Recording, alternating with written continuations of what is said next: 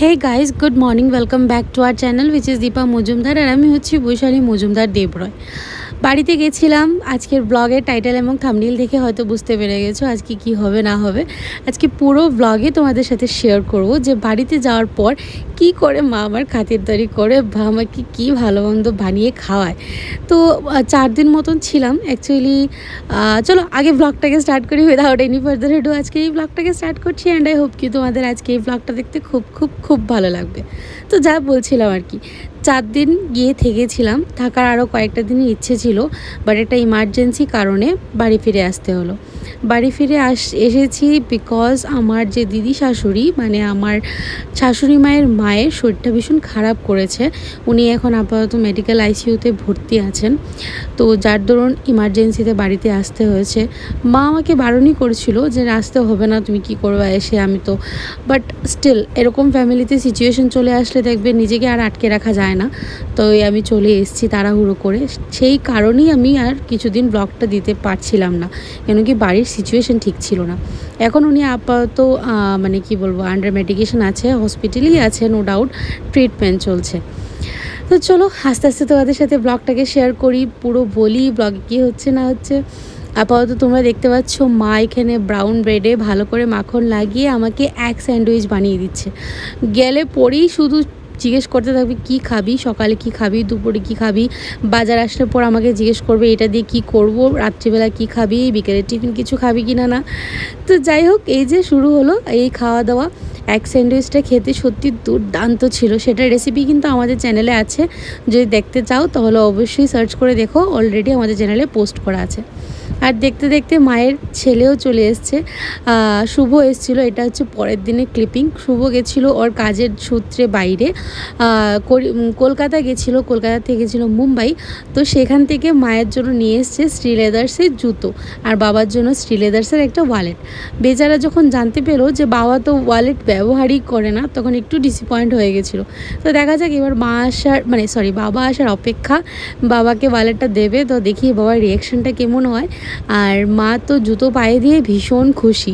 সত্যি শুভ আমার নিজের ভাই না হলে কি হলো, মানে আমি তো ওকে ভাই ডেকেছি, নিজের তো ভাই নেই আমার, তোমরা জানো আকাশ বলো শুভ বলো সবই আমার ভাই।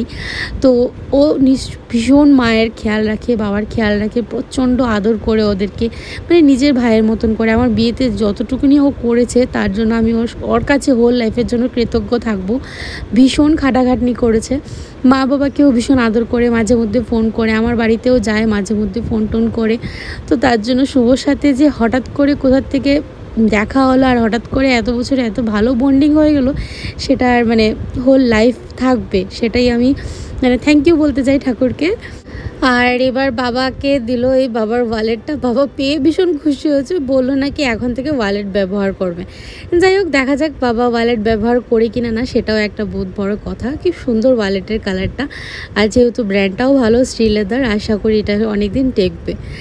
বাড়িতে যাই, বিশ্বাস করো বাড়িতে গেলে পরে কত কিছুই না হয়, কখনো ব্লগ করি কখনো ব্লগ করি না। আর মা তো আমার পিছন পিছন পুরো লেগেই থাকে। শুধু মা বাবা কেন, কাকু কাকিমণি সবাই অস্থির হয়ে যায় আমি কি খাবো না খাবো, কি ভালোবাসি, কীরকম টাইম স্পেন্ড করতে চাই, কোথাও ঘুরতে যাবো কিনা না, সবাই। তো দেখতে দেখতে দেখো বড় কাকু নিয়ে এসছে জোড়া ইলিশ নিয়ে আসার পর অলরেডি এটা কেটে নিয়েছে। তারপর মা আমাকে ডেকে জিজ্ঞেস করছিল এই শ্যুট করবি না, তারপর দেখো মাথাটা জোড়া দিয়ে রেখেছে। আবার ছের ব্লগে শুধু খাওয়া দাওয়াই। ইলিশ মাছের লেজা ভাজা নিয়েছি, তার সাথে ইলিশ মাছের তেল। আমার না ইলিশ মাছের লেজা মুচমুচে করে ভাজা করা খুব পছন্দ আর কি, খুব ভালোবাসি খেতে। তার সাথে সাথে সাইড আইটেমসগুলো তো ছিলই। আর এই হচ্ছে মায়ের খাওয়ার। ওই দিন স্যাটারডে ছিল, আমার মা নিরামিষ খায়, আর মা আর মিষ্টিমুনি খায় আর কি, বাড়িতে নিরামিষ। তো মিষ্টিমুনি তো যেহেতু বাবার বাড়ি গেছে, তো মিষ্টিমুনি নেই, মা একা। তো আমি মাকে বললাম যে মা চলো বাইরে থেকে কিছু একটা অর্ডার করে দেবো নিরামিষ, শ্রীকৃষ্ণ ভোজনালয় থেকে, তো সেখান থেকে এনে দেবো, তুমি দুপুরবেলা খেয়ে নিও, আর এক্সট্রা করে নিজের জন্য রান্না করতে হবে না। প্রচণ্ড গরম ছিল বলো, কত রান্না বাড়া করবে। তো এইখানে প্যাকেট খুলতেই মার খিদেতে পেটে জ্বালাতন শুরু হয়ে গেছে, মানে এত ভালো প্যাকেজিং ছিল। তো অনেক কটাই নিরামিষ আইটেম দিয়েছিল। এবার মা বসে এখানে নিরামিষ খাওয়া দাওয়া করবে, আর আমরা ওইদিকে জোড়া ইলিশ দিয়ে খাওয়া দাওয়া করছি। মাও যে এদিকে নিরামিষে কম ভালো খাওয়া দাওয়া করেনি তা কিন্তু নয়, ছিল ডাল, তারপর ছিল পনির তরকারি, পায়েস তরকারি, তারপরে পটল পোস্ত, তার সাথে ছিল বেগুনি, ভাত, লেবু। এই ছিল মায়ের আজকে দুপুরবেলার লাঞ্চ, শনিবারে ভেজ স্পেশাল। আর ওই দিকে আমার জন্য দুপুরবেলা ইলিশ দিয়ে কি করেছে, দুটোই করেছে। একটা ছিল ইলিশ মাছের সর্ষে দিয়ে ভাপা, আর একটা ছিল ইলিশ মাছ ভাজা, সেটাও তোমাদের বললাম। আর ছিল ইলিশ মাছ দিয়ে বেগুন আলু দিয়ে ঝোল, যেটা আরও আমাদের বাড়িতে অনেকেই আছে, সবাই এটাই পছন্দ করে। বাট আমি না ইলিশ মাছ ভাপাটাই খেতে পছন্দ করি, জানি না কেন। ঝোল টোল করলে মনে হয় কি ইলিশ মাছটা খাওয়া হচ্ছে না, সেটা আমার মনে হয়। এদিকে মা খাওয়া দাওয়া করছে আর বাড়ির সবাই দিয়ে খেতে বসে গেছে। এইটা ছিল এক বিকেলবেলার ক্লিপিংসটা আর কি, ঠিক আছে। বিকেলবেলা আমি স্নান ধান করে ফ্রেশন আপ হয়ে শুয়েছিলাম। তারপরে হঠাৎ করে মা বললো নাকি মা কোল্ড কফি রেডি করবে। প্রচণ্ড গরম ছিল, চা করবে না সেটা বলছিল। আর এদিকে আইসক্রিমও এনেছিলাম আগের দিন, একটা ম্যাঙ্গো ফ্লেভারের, একটা ভ্যানিলা ফ্লেভারের, ভ্যানিলা ফ্লেভার স্পেশালি এনেছিলাম আমার বাচ্চাটার জন্য। আমার বাচ্চা তো আবার কোনো ফ্লেভার শুকেও দেখে না, হাই কোয়ালিটি লাগবে আবার, বা কোয়ালিটি ওয়ালসের বলো, তারপর ভালো কোয়ালিটির ভ্যানিলা আইসক্রিম খায় আমার বাচ্চা। কেন কি ও অন্য কোনো আইসক্রিম যদি আছে না স্ট্রিট ভেন্ডার্সদের থাকে বা গলিতে নিয়ে আসে, সেম ভ্যানিলা ফ্লেভারে একদিন বাটি আইসক্রিম রেখেছিলাম জানো, মুখেও নিল না, শুকলোই না গিয়ে সামনে। কি করে যে ফ্লেভার আর কি করে যে ভালো কোয়ালিটির অ্যারোমাটা বুঝতে পারে সেটাই ভগবানই জানে। আর বাচ্চা বলতে আমি ব্রুনোর কথা বলছি। যাই হোক, এখানে কোল্ড কফি রেডি করছে মা। আমি যখন বাড়ি ছিলাম, শ্বশুরবাড়ি ছিলাম, তখন একদিন নাকি কোল্ড কফি বিকেলবেলা তৈরি করেছিল, আর সবাই মিলে খেয়ে ভীষণ ভালো লেগেছিলো। তো আমাকে মা আগের থেকেই বলে রেখেছে তুই যখন আসবি তখন কিন্তু কোল্ড কফি রেডি করে তোকে খাওয়াবো। তো বিকেলবেলা চাটা আর করা হয়নি, যা একটু চা করে দোকানে দিয়ে দিয়েছে, কিন্তু দোকানে ওরা আবার বিকেলে চা লাগে। তো সবাই মিলে চেয়ার্স করে এখানে কোল্ড কফি খাচ্ছি। আর ভাইও প্রচণ্ড এক্সাইটেড হয়ে যায় জানো, আমি যখন বাড়ি যাই আমাকে নিয়ে কোথাও ঘুরতে যাবে, কিছু খাবে। আমি তো বাড়ি গেলে শুধু খাওয়া দাওয়াই।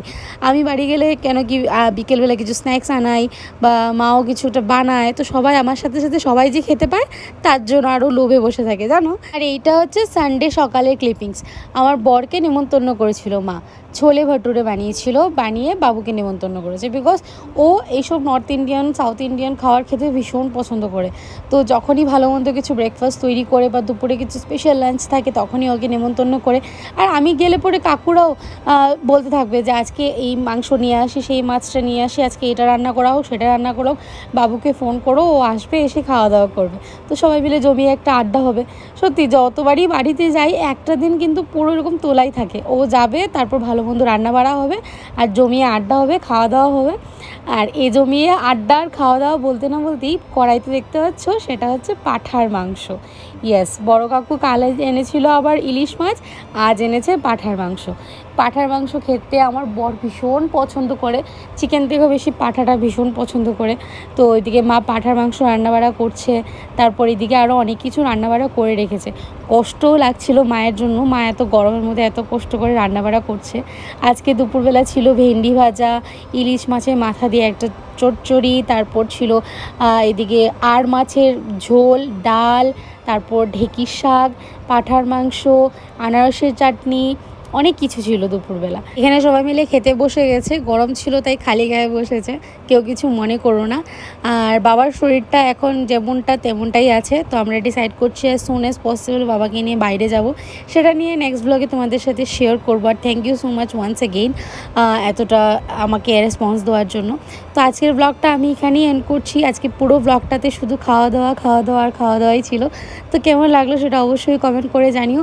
বাড়ি ফিরে এসেছি শ্বশুর বাড়িতে, তো নেক্সট ব্লগের অপেক্ষায় থেকো। আজকের ব্লগে যদি কিছু ভালো লেগে থাকে তাহলে লাইক শেয়ার কমেন্ট করতে একদম ভুলো না। আর যারা নতুন বা প্রথমবার দেখছো অবশ্যই আমাদের চ্যানেলটাকে সাবস্ক্রাইব করে দিও। Tata, bye bye and good night.